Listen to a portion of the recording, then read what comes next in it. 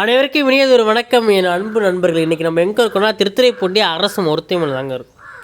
இப்போ நீங்கள் பார்க்குற இடம் எங்கேன்னு தெரியுதா? திருத்துறைப்பூண்டி அரசு மருத்துவமனையின் பின்புற பகுதி தான்.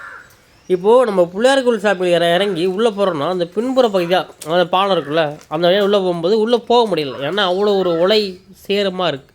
அந்த இடத்துல நீங்கள் காலை வச்சிங்கன்னா கண்டிப்பாக வழிகீடு வந்த ஒரு சூழ்நிலை தான் அந்த இடம் இருக்குது. உண்மையிலே இப்போ திருத்துறைப்பூண்டி அரசு மருத்துவமனை ரொம்ப சீரும் சிறப்புமாக இருக்குது. பார்க்குறதுக்கு அவ்வளோ ஆசையாக இருக்குது. மருத்துவமனை உள்ளே போகும்போது இது ஒரு அரசு மருத்துவமனையாக அப்படிங்கிற மாதிரி ஒரு ஆச்சரியத்துக்கு உள்ளாக்குது. ஆனால் அந்த பின்புறம் பார்க்கும்போது மனசு ரொம்ப கஷ்டமாக இருக்குது. ஏன்னா நோயாளிகள் அந்த இடத்த கடந்து வர்றது என்பது மிகப்பெரிய கஷ்டமாக இருக்குது. நான் காலை அந்த இடத்துல வந்தேன்.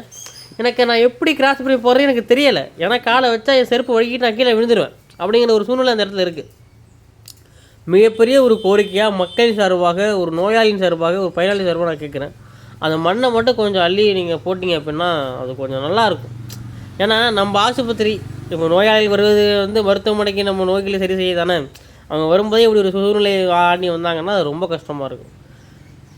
திருத்துறைப்பூண்டி மருத்துவமனை ரொம்ப இப்போ நல்லாயிருக்கு. ஃபஸ்ட்டு இருந்ததை விட இப்போது ரொம்ப டெவலப் பண்ணி நாகப்பட்டினம் அளவுக்கு பார்க்குறதுக்கு அவ்வளோ ஒரு ஆசையாக இருக்குது.